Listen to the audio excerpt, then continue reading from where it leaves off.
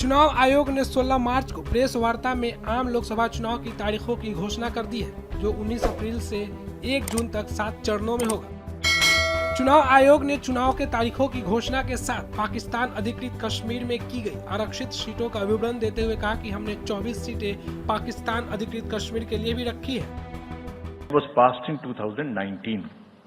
ये सबको विदित है कि 2019 में Jammu Kashmir reorganisation act pass हुआ। उसमें जम्मू कश्मीर की असेंबली में 107 सीटों का प्रावधान किया गया।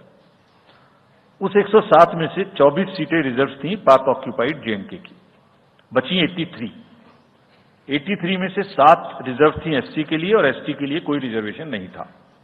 राइट।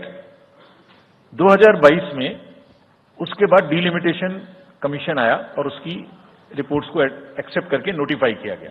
उसने इन सीटों की संख्या में परिवर्तन कर दिया। तो another act change this number of seats. क्या हो गया? 107 से बढ़ के 114 हो गई, 24 उसमें पाक ऑक्यूपाइड जेके की रही, 90 बची, तो 83 से बढ़ के 90 हो गई और 9 सीट एसटी के लिए रिजर्व कर दी गई। ये नया फीचर क्रिएट हो गया। और साथ ही साथ 2 सीट माइग्रेंट्स के लिए रिजर्व कर दी गई, जिसमें से 1 वुमेन की थी। और उसके बाद 1 सीट का नॉमिनेशन अलाउ किया गया, जो कि पीओके से डिस्प्लेस्ड लोग जो इंडिया में हैं उनके लिए वो रिजर्व की जाएगी। और ये सारे, जिसका मतलब reorganisation act and delimitation act were not in sync and therefore there was no occasion for the commission to conduct the election till that happens. When did that happen? That happened in December 2023 by amendment in the J&K Reorganization Act। तो हमारा metre कब से चालू हुआ है? दिसंबर 2023 से metre चालू हुआ है चुनाव कराने का। भारतीय चुनाव आयोग के मुख्य आयुक्त राजीव कुमार का यह फैसला एकदम नहीं आया। पिछले साल संसद के शीत सत्र के दौरान गृह मंत्री अमित शाह ने जम्मू कश्मीर से जुड़े 2 विधेयक संसद में पेश किए थे, जो पास हुए थे, जिसमें से एक जम्मू कश्मीर पुनर्गठन विधेयक था, जिसमें पाकिस्तान अधिकृत कश्मीर के लिए 24 सीटें आरक्षित करने का प्रावधान है।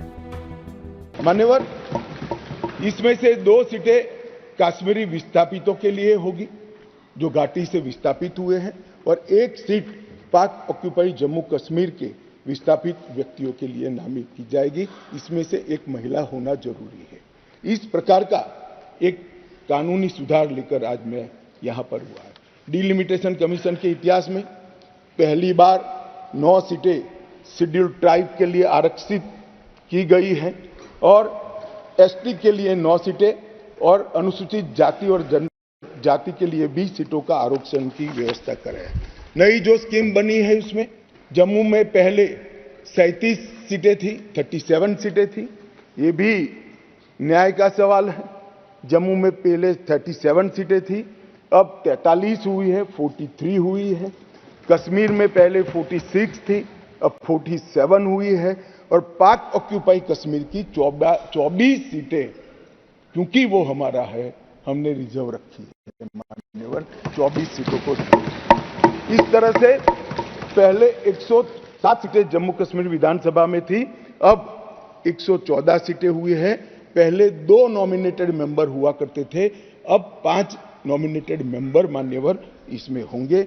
जम्मू कश्मीर के कानून के हिसाब से 2 महिलाओं को राज्यपाल द्वारा मनोनीत किया जाता है और धारा 15 के अनुसार किया जाता है। और अब इसमें कश्मीरी प्रवासियों में से 2, जिसमें से 1 महिला, और पाक ऑक्यूपाई कश्मीर से 1 नामांकन किया जाएगा। मान्यवर, ये इसलिए संभव हुआ है कि 5 और 6 अगस्त को ये ऐतिहासिक बिल नरेंद्र भाई ने कैबिनेट में पारित किया और इस सदन ने इसको परमिशन दी, इसको मान्यता दी और धारा 370 चली गई। इसी का हिस्सा था ये डिलिमिटेशन कमीशन।